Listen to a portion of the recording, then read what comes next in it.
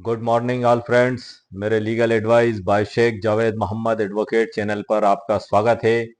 आज का हमारा टाइटल है हिंदू विधि से संबंधित है। एक हिंदू विधि में एक वसीयत गृहीता की वसीयत ग्रहण करने की क्या उम्र, क्या योग्यताएं और क्या सामर्थ्य होना चाहिए, इसके बारे में हम आज चर्चा करेंगे। इस वीडियो में आज हम हिंदू उत्तराधिकार अधिनियम 1956 और भारतीय उत्तराधिकार अधिनियम 1925 के बारे में भी चर्चा करेंगे। हिंदू उत्तराधिकार अधिनियम 1956 की धारा 25 और भारतीय उत्तराधिकार अधिनियम 1925 की धारा 111, 118, 123 आदि के बारे में हम चर्चा करेंगे, जिसमें हमारे वीडियो से संबंधित महत्वपूर्ण जानकारी प्रदान की गई है। तो मैंने इसके लिए आपके लिए कंप्यूटर स्क्रीन पर एक लेख भी तैयार करके रखा है, ताकि मैं उसको पढ़कर आपको आसानी से समझा सकूं कि उसमें जो बातें बताई गई हैं वो महत्वपूर्ण बातें क्या हैं। आइए सर। हिंदू विधि में वसीयत ग्रहणकर्ता की योग्यता और आयु संबंधी प्रावधान, आज हम इस टॉपिक पर चर्चा करेंगे। वसीयत ग्रहण करने वाले की योग्यता और उम्र क्या होना चाहिए। वसीयत ग्रहण करने की योग्यता, बेनिफिशरी एलिजिबिलिटी, बेनिफिशरी एलिजिबिलिटी इसको अंग्रेजी में बोला जाता है। हिंदू उत्तराधिकार अधिनियम 1956 और भारतीय उत्तराधिकार अधिनियम 1925 के तहत वसीयत ग्रहणकर्ता की योग्यता निम्नलिखित होती है। नंबर 1, व्यक्ति का अस्तित्व। वसीयत में नामित व्यक्ति का उस समय अस्तित्व में होना जब वसीयतकर्ता का देहांत होता है।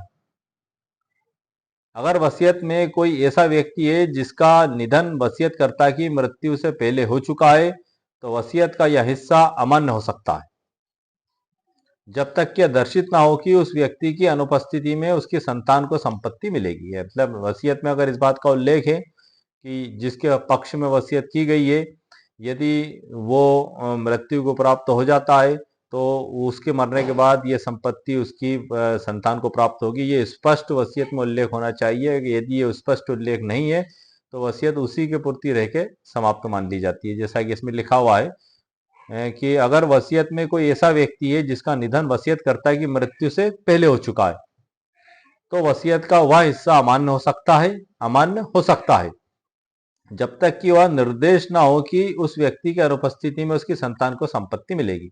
मतलब वसीयत को कुछ इस प्रकार से लिखा गया है कि जिसको पढ़ने के बाद ये पता लगता है कि वसीयत उस विशिष्ट व्यक्ति को ही की गई है, ना कि उसके बच्चों को उसके मरने के बाद प्राप्त होगी। अगर उसमें खुलासा उल्लेख कर दिया जाता है तो वसीयत जिसके पक्ष में की जाती है, उसकी मृत्यु यदि वसीयतकर्ता से पहला हो जाती है तो वो संपत्ति उसके बच्चों को प्राप्त हो जाती है। कानूनी अर्हता, वसीयत ग्रहणकर्ता को कानूनी तौर पर संपत्ति प्राप्त करने की योग्यता होना चाहिए। उदाहरण के लिए धार्मिक संस्थाएं, ट्रस्ट या कुछ अयोग्यता के विशेष मामले, यदि कोई व्यक्ति कानूनी रूप से वसीयत का हकदार नहीं हो सकता, जैसे कि आपराधिक मामले में दोषी पाए गए लोग, धारा 25 जो हिंदू उत्तराधिकार अधिनियम 1956 में बताया गया है, तो ये वसीयत का हिस्सा प्राप्त नहीं कर सकते। आयु संबंधी जो मामला है सर, उसमें भी आपको बता देता हूं। भारतीय उत्तराधिकार अधिनियम 1925 में वसीयत ग्रहण करने वाले की उम्र पर कोई विशेष प्रतिबंध नहीं लगाया गया है। हालांकि व्यक्ति नाबालिग 18 वर्ष से कम का हो सकता है, वसीयत ग्रहण कर सकता है, लेकिन ऐसी स्थिति में वसीयत से प्राप्त संपत्ति का प्रबंधन एक वैध संरक्षक करेगा। भारतीय उत्तराधिकार अधिनियम 1925 में वसीयत ग्रहण करने वाले की उम्र पर कोई प्रतिबंध नहीं लगाया गया है। वो 18 वर्ष से कम आयु का भी हो सकता है, लेकिन यदि वो 18 वर्ष से कम आयु का है तो एक वैध संरक्षक उसके लिए नियुक्त किया जाएगा जो उसकी संपत्ति की देखभाल करेगा, और जब वो बालिग हो जाएगा तो संपत्ति उसको प्राप्त हो जाएगी। उदाहरण के तौर पे मान लीजिए कि रमेश जी ने अपनी वसीयत में अपने पोते को संपत्ति देने का निर्णय लिया, जो कि केवल 10 वर्ष का है। चूंकि वह नाबालिग है, उसकी संपत्ति का प्रबंधन तब तक उसके संरक्षक द्वारा किया जाएगा जब तक कि वह 18 वर्ष की आयु प्राप्त नहीं कर सकता। ये इसका एक सर उदाहरण है। भारतीय उत्तराधिकार अधिनियम 1925 में और हिंदू उत्तराधिकार अधिनियम 1956 में कुछ धाराएं भी बताई गई हैं, जिनमें ये बताया गया है कि उसकी योग्यता और उसके वसीयत ग्रहण करने की क्षमता के बारे में। मैं उनको पढ़कर भी सर आपको आसान शब्दों में बता देता हूं। धारा 112, भारतीय उत्तराधिकार अधिनियम 1925 की धारा 112 है। इसके अनुसार वसीयत में नामित व्यक्ति को उस समय जीवित होना चाहिए जब वसीयतकर्ता की मृत्यु होती है। यदि नामित व्यक्ति पहले ही मृत्यु को प्राप्त कर चुका है तो वसीयत में उसकी संतान के लिए कुछ उल्लेख नहीं है तो वसीयत का यह हिस्सा मान्य हो सकता है। हो सकता है सर, है मतलब यदि वसीयत का जो प्रारूप है कुछ इस विशिष्ट प्रकार का है कि उसे ही प्राप्त होगी, स्पष्ट उसमें दिशा निर्देश है, तो वो अगर वो वसीयतकर्ता की मृत्यु से पहले मर चुका है तो वो फिर उसके उत्तराधिकारियों को प्राप्त नहीं होगी, क्योंकि वो एक विशिष्ट प्रकार की वसीयत है। इसलिए वसीयत में यदि इस बात का उल्लेख किया जाता है कि यदि जिस व्यक्ति को हमने वसीयत की है यदि उसकी मृत्यु हो जाती है तो उसके बाद उसकी संतान प्राप्त करेंगे, तो ऐसी दशा में संतान भी प्राप्त कर सकती है। ये कंडीशनली है, हर केस में हर परिस्थिति में अलग अलग प्रकार से अलग अलग हालातों में ये लागू होगा। धारा 113, इस धारा में बताया गया है कि वसीयत के लाभ प्राप्त करने के लिए जन्म लेने की अर्हता कैसे लागू होती है। इसका मतलब है कि जो व्यक्ति वसीयत से लाभ प्राप्त कर रहा है उसे जन्म लेना आवश्यक है। धारा 25 सर, यह है हिंदू उत्तराधिकार अधिनियम 1956 की। इस पे मैंने एक स्पेशल वीडियो अलग से भी बनाया है, मेरे चैनल पर अपलोड है, आप उसे देख सकते हैं।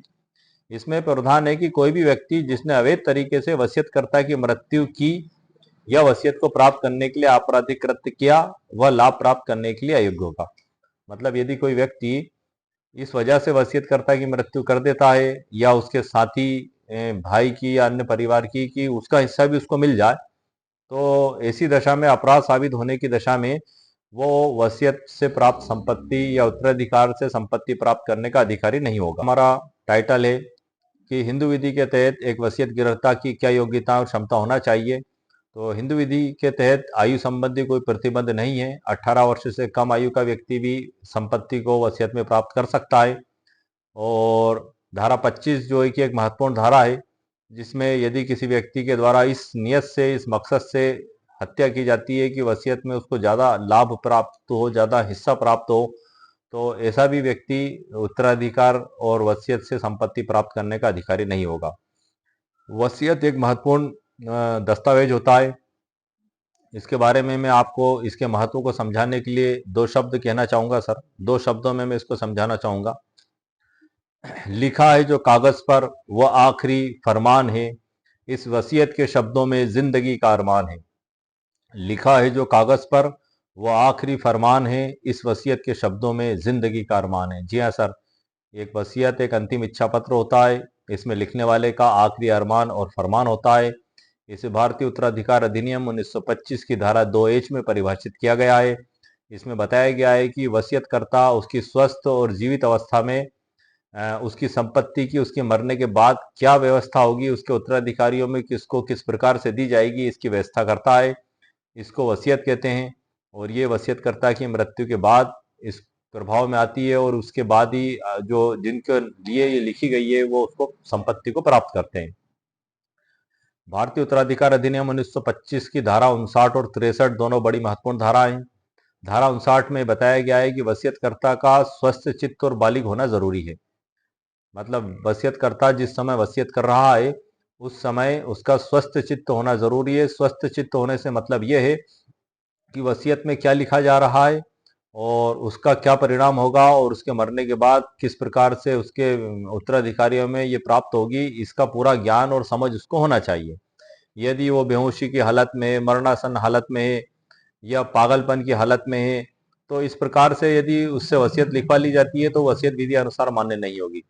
यदि वसीयतकर्ता को डरा कर, धमका कर, ब्लैकमेल करके, धोखे में रखकर, अपहरण करके, जबरदस्ती या किसी भी प्रकार से गैर कानूनी तरीके से भी वसीयत लिखवा ली जाती है तो विधि अनुसार वो मान्य नहीं होगी। धारा 63 में बताया गया है कि दो स्वतंत्र गवाह की उपस्थिति आवश्यक है। वसीयतकर्ता उन गवाहों के सामने वसीयत पर दस्तखत करेगा और दोनों गवाह भी उस वसीयत पर वसीयतकर्ता के समक्ष दस्तखत करेंगे। और यदि वसीयत को लेकर अदालत में मुकदमा जाता है और वसीयत को चुनौती दी जाती है तो वसीयत के गवाह की जिम्मेदारी होती है कि कोर्ट में जज साहब के समक्ष बयान दें कि वसीयत में जो लिखा है सही लिखा है और ये वसीयतकर्ता की अंतिम इच्छा है और हमारे समक्ष ही वसीयतकर्ता ने इस पर दस्तखत किए हैं और हमने भी दस्तखत किए हैं। इसमें सर आपको गवाहों को चुनना बड़ा आवश्यक है सावधानी के साथ, क्योंकि गवाह वो आप चुने जो ईमानदार हो, ऐसा ना हो कि आपने आचरण से बेईमान और फर्जी लोगों को गवाह में शामिल कर लिया और आपकी मृत्यु के बाद वो चुनौती देने वाली विपक्षी पार्टी से मिलकर वसीयत को निष्फल कराने के उद्देश्य से अदालत में झूठे और गलत बयान दे। ऐसी दशा में आपके लिए काफी परेशानी खड़ी हो जाएगी। और चूंकि आप तो मृत्यु प्राप्त करके जा चुके होंगे, आप अब दोबारा वसीयत करने इस पृथ्वी पर नहीं आ सकते। ऐसा कोई कानून नहीं बना है कि आप दोबारा वसीयत करने पृथ्वी पर आए। लेकिन आपके सामने ये स्थिति जरूर मौजूद है कि आप अपने जीवित अवस्था में गवाहों का सही चयन करें, जिन पे आपको पूरा भरोसा और विश्वास हो कि आपके मरने के बाद भी वो संपत्ति की उसी प्रकार से बांटने में, वितरण करने में सहयोग करेंगे जो आपने वसीयत में लिखा है। तो इस प्रकार से वसीयत एक महत्वपूर्ण दस्तावेज है, इसको पूरी सावधानी से लिखा जाए। वसीयत पर आपत्ति के कुल 50 तरीके, एक तरीका नहीं सर, कुल 50 तरीके। इस पे मैंने मेरे चैनल पर एक वीडियो अपलोड किया है। ये वीडियो दो तरीके से लाभदायक है। एक तो वसीयत करने वाले व्यक्ति के लिए भी लाभदायक है, क्योंकि यदि वो उस 50 तरीकों को जानेगा और समझेगा कि इन 50 तरीकों से वसीयत पर आपत्ति की जा सकती है, तो वो उसकी वसीयत में उन कमियों को नहीं रखेगा। तो इस प्रकार से उसकी वसीयत एक निश्चित तौर पर पूर्ण रूप से वसीयत बनेगी, ताकि उसके मरने के बाद उसको आसानी से चुनौती भी नहीं दी जा सके। दूसरी बात यह है कि यदि किसी व्यक्ति ने धोखाधड़ी से, फर्जी तरीके से वसीयत बना ली, तो इन 50 तरीकों में से यदि एक दो तरीके भी उस पीड़ित पक्ष के लिए लाभदायक हुए, तो अदालत में जज साहब के सामने उनको प्रस्तुत करके उसके दावे को जीत सकता है। कई बार लोगों का ये विचार होता है कि हम वसीयत को घर पर बैठकर लिख लें, बिना वकील के हम वसीयत को लिख लें। हालांकि सलाह ये दी जाती है कि आप वसीयत को वकील साहब से कानूनी सलाह मशवरा करने के बाद ही लिखें। जो वकील साहब इस कानून को जानते हैं, आप उनसे मिलें, उनसे मशवरा करें, उसके बाद ही आप वसीयत को लिखें तो बेहतर होगा। लेकिन कई बार ऐसे हालात और परिस्थिति बन जाते हैं कि हमें वसीयत अकेले ही घर पर बैठकर लिखना पड़ती है। तो बिना वकील के वसीयत कैसे तैयार करें, इस टॉपिक पर मैंने एक वीडियो बनाया है जो मेरे चैनल पर अपलोड है। उसमें मैंने महत्वपूर्ण कुल 10 पॉइंट बताए हैं। आप उनका पालन करते हुए यदि वसीयत लिखेंगे तो आपकी वसीयत बिना वकील के भी विधि अनुसार मान्य की जाएगी। वसीयत 4 प्रकार से भी लिखी जा सकती है। होलोग्राफिक वसीयत, जिसको हाथ से लिखी वसीयत भी कहते हैं, नोटरीकृत वसीयत, पंजीकृत वसीयत, ये वसीयत के प्रकार हैं सर। वसीयत कोई सी भी हो, वसीयत को भारतीय स्टाम्प एक्ट 1899 के तहत स्टाम्प शुल्क से मुक्त भी कर दिया गया है। यदि आप वसीयत को रजिस्ट्रेशन एक्ट 1908 के तहत रजिस्ट्रार कार्यालय में जाकर पंजीकृत भी कराते हैं, तो वहां पर भी आपको कोई स्टाम्प ड्यूटी अदा नहीं करनी होगी। मात्र पंजीयन शुल्क पर ही वो वसीयत आपकी रजिस्टर्ड हो जाएगी। रजिस्टर्ड वसीयत, नोटरीकृत वसीयत या हस्तलिखित वसीयत, आप कोई सी भी लिखें, लेकिन इसमें सबसे महत्वपूर्ण बात है कि इसको कानून के प्रावधानों के तहत लिखा जाना आवश्यक है। इसको मैं दो उदाहरणों से आपको समझाना चाहूंगा। एक भारत के सर्वोच्च न्यायालय का फैसला है धनीराम विरुद्ध शिव सिंह 2023। ये भारत के सर्वोच्च न्यायालय का निर्णय है, जिसमें पंजीकृत वसीयत थी, लेकिन उसको अदालत में विधि अनुसार प्रमाणित नहीं किए जाने के कारण अदालत ने उसको मान्य कर दिया। भारत के सर्वोच्च न्यायालय ने यह टिप्पणी भी की है कि महज पंजीकरण से ही वसीयत वैध नहीं हो जाती है। मतलब हम लोग ये मान लेते हैं कि यदि हमने वसीयत का पंजीयन करा लिया रजिस्ट्रेशन एक्ट 1908 के तहत, तो वो अजय और अमर हो गई। नहीं सर, ऐसा नहीं है। ये एक ऐतिहासिक फैसला है जो मैंने आपको बताया, धनीराम विरुद्ध शिव सिंह 2023, भारत के सर्वोच्च न्यायालय का फैसला है। दूसरा उदाहरण है सर बद्रीलाल विरुद्ध सुरेश 2021, सुप्रीम कोर्ट।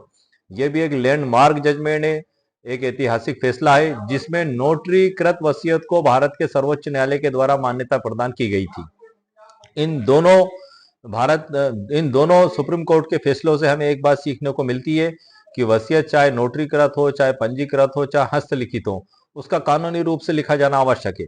और सबसे महत्वपूर्ण बात यह है सर कि यदि वसीयत को अदालत में चुनौती दी जाती है, तो उसके जो दो गवाह हैं, उन गवाहों से अदालत में उसको प्रमाणित करना आवश्यक है।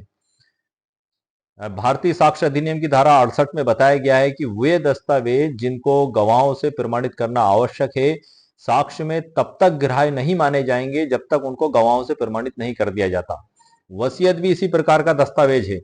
इसी धारा में आगे यह भी बताया गया है कि रजिस्ट्रेशन एक्ट 1908 के तहत विल को छोड़कर अन्य दस्तावेज जैसे कि सेल डीड, दान पत्र आदि जो दस्तावेज होते हैं, इनका प्रमाणीकरण गवाहों से कराया जाना आवश्यक नहीं है। लेकिन इसके लिए भी एक शर्त है, तब तक आवश्यक नहीं है जब तक इनका निष्पादन करता उसको डिनाई नहीं कर देता। जैसे विक्रेता ही मना कर दे कि मैंने जमीन नहीं बेची, तब क्रेता की जिम्मेदारी होगी कि वो रजिस्ट्री के दोनों गवाहों को जज साहब के सामने प्रस्तुत करके उसको प्रमाणित करवाए। यदि वो नहीं कराता है तो साक्ष्य में ग्राह्य नहीं माना जाएगा। लेकिन वसीयत का प्रारंभ से ही यह नियम है साक्ष्य अधिनियम के तहत कि इसको गवाहों से प्रमाणित कराना नेसेसरी है। यदि आप अदालत में पंजीकृत वसीयत को भी गवाहों से प्रमाणित नहीं करवा पाए तो डाउटफुल मानी जाएगी, और यदि जज साहब को गुण दोषों के आधार पर यह लगा कि वसीयत फर्जी तैयार की गई है तो उसको निरस्त भी कर दिया जाएगा। इसलिए गवाह की बड़ी महत्वपूर्ण भूमिका होती है सर वसीयत में, कि आप वसीयत में ऐसे विश्वसनीय गवाह रखें कि यदि अदालत में उस वसीयत को चुनौती दी जाती है तो उसको विधि अनुसार प्रमाणित कर सकें। आज का हमारा जो टाइटल है सर वसीयत ग्रहण करने वाले की योग्यता के बारे में, मैं आपको एक जानकारी और दे देता हूं उस पर आने से पहले। रजिस्ट्रेशन एक्ट 1908 की धारा 17 के तहत वसीयत का पंजीकरण कराया जाना कंपलसरी नहीं है, लेकिन विक्रय विलेय गिफ्ट आदि दस्तावेजों का पंजीकरण करवाया जाना कंपलसरी है। तो ये भले ही कंपलसरी ना हो, लेकिन यदि वसीयत को रजिस्टर्ड करवाया जाता है तो उसको अदालत में चुनौती देना इतना आसान नहीं होता। हस्तलिखित वसीयत आपने घर पर लिख कर रख ली, उसको आसानी से चुनौती दी जा सकती है। उसमें एक खतरा और भी है सर, यदि आपने हस्तलिखित वसीयत घर पर लिख कर रख ली और आपकी लोहे की पेटी में ताला लगाकर आपने बंद करके रख दी, आपके वारिसों को भनक लग गई और उनको ऐसा लगा कि ये कुछ गलत वसीयत लिखी है, आप कहीं बाहर गए, उन्होंने पेटी का ताला तोड़ा, वसीयत निकाली, फाड़ी और फेंक दी। अब वसीयत का कोई वजूद और अस्तित्व ही नहीं बचा, क्योंकि उसकी एक प्रति थी जो आपने रखी थी वो नष्ट हो गई, आपको पता भी नहीं चला और आपकी मृत्यु हो गई, और बाद में फिर उत्तराधिकारी के नियमों के अनुसार ही वो संपत्ति उत्तराधिकारी में बांटी जाएगी। लेकिन यदि आप रजिस्टर्ड वसीयत कराते हैं तो गवर्नमेंट साइट पर उसकी एक प्रति हमेशा उपलब्ध रहती है। यदि वसीयत आपकी खो गई है, नष्ट हो गई है, जल गई है, गिर गई है, या चुरा ली गई है, या फाड़ दी गई है, तो भी वो गवर्नमेंट साइट पर हमेशा मौजूद रहती है। वहां से आप उसकी प्रमाणित प्रतिलिपि हमेशा प्राप्त कर सकते हैं। यदि नोटरी वकील साहब से आप वसीयत कराते हैं तो एक प्रति नोटरी वकील साहब के भी दफ्तर में हमेशा रखी रहती है, आप उसकी प्रमाणित कॉपी उनसे भी ले सकते हैं। लेकिन हस्तलिखित वसीयत में ये खतरा रहता है, उसको आसानी से चुनौती भी दी जा सकती है। इसलिए आप वसीयत को या तो नोटरीकृत करवाएं तो बेहतर है, या पंजीकृत कराएं तो और बेहतर है, और इससे भी बेहतर है, इससे भी जरूरी है कि कानूनी प्रावधानों के तहत लिखी जाए। और यदि उसको लेकर अदालत में चुनौती दी जाती है तो गवाहों से और पूर्ण रूप से उसको अदालत में साबित भी किया जाए। तो हमारा सर जो आज का मेन टाइटल है वसीयत ग्रहण करने की योग्यता और क्षमता के बारे में तो उसकी कोई आयु सीमा भी निर्धारित नहीं है। इस प्रकार से वसीयत ग्रहण करने के व्यक्ति की योग्यता और क्षमताओं के बारे में मैंने संपूर्ण कानूनी जानकारी आपको प्रदान कर दी है, और उसके अतिरिक्त भी मैंने कानूनी जानकारी वीडियो में प्रदान कर दी है। उम्मीद है आपको मेरा वीडियो पसंद आया होगा। मेरे वीडियो को आप लाइक भी करें, शेयर भी करें, सब्सक्राइब भी करें। ओके, शुक्रिया, थैंक यू सर।